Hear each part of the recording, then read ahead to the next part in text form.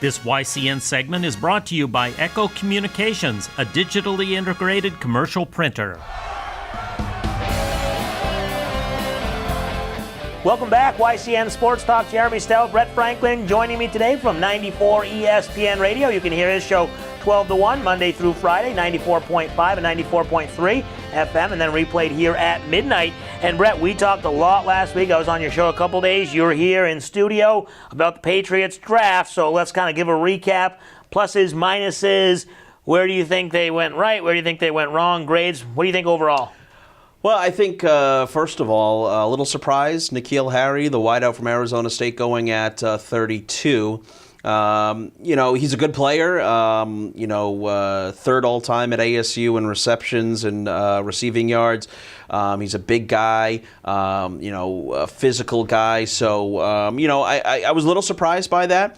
But I think the Patriots hit most of what they needed. I think they got a great steal in the second round with Juwan Williams, the cornerback out of Vanderbilt. He was an all-second-team SEC player last year, 6'3". He's big. Bill Belichick talked about, how today's wide receivers are getting bigger and more physical. This is a guy that should be able to compete with that moving forward. And they've got a loaded secondary now with Juwan Williams as well.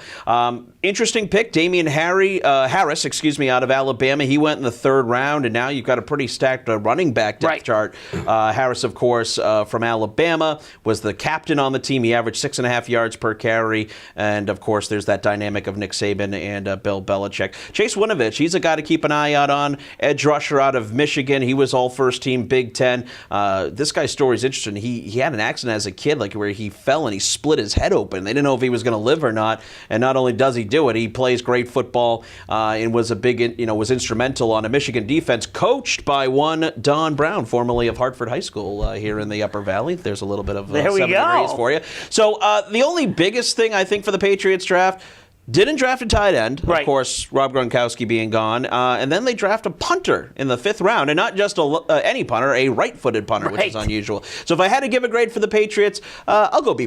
Yeah, I thought it was a solid grade. Obviously, we talked about it last week. They needed a wide receiver. Kind of surprising that they get it in the first round. First time Belichick's drafted a wide receiver in the first round. Do you think they're going to be changing their scheme at all this year? Obviously, losing Gronk, their wide receiver core isn't that deep. Drafting another running back, they were clearly pleasantly surprised with Michelle last year when he was healthy, getting some offensive line help. Do you think it's going to be more of a running scheme than the quick passing? I think as far as the tight end role goes, that's going to be changed a little bit. I think that's going to be more of your traditional pass blocking up front type of tight end situation. But Austin Severian Jenkins, who I got to imagine is probably going to be your number one tight end coming in.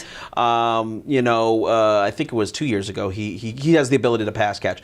The running back depth that we've seen that they were almost depleted at one point at the running back situation. So clearly the Patriots wanted to load up on that situation as well. But it's, you look at the dynamic and what N'Keal Harry should bring is he's a guy, he's not going to get you a ton of separation one-on-one, but the biggest thing for him is he can go after those 50-50 balls and use his physicality. He's going to be tough to defend. So really those tight window throws where he's made some insane catches in his ASU career, that's, I think, what the Patriots are hoping for. And I think the Patriots do feel that Josh Gordon is going to get reinstated, and that he is going to come back. So don't throw him out as far as being back into the mix in 2019. So a lot to go. Obviously, off-season, and they have the mini camps, the training camp. Who is the number 2 receiver, though, behind Edelman going into this year? Is it Harry? Is it Berrios coming back? Is Gordon here? Who do you think sitting here right now, May 1st?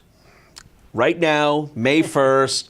Do not hold my feet to the fire. We won't. Probably Philip Dorsett, right? Okay, I mean, the guy knows the offense right now, and obviously we saw him a little bit more involved in the pass-catching scheme last year. Now, that changes. I think N'Keal Harry will challenge for a position, and I think he, again, depending on can he pick up the playbook, and that's been a challenge for a lot of Patriot wide receivers, he should be able to fit in and play. I don't think Bill Belichick makes this pick if they think this kid can't come in and play right away. He should be able to slip in. It would not surprise me if he moves into the number 2 slot after a couple weeks. Well, we saw last year with Michelle. He doesn't make these picks unless he's really sold on them, and it worked out pretty well. So lots to go for the Patriots in the offseason. We'll take our final break, come back, talk some more NBA playoffs. We'll also make our Salt Hill Pub picks of the week. You're watching YCN Sports Talk.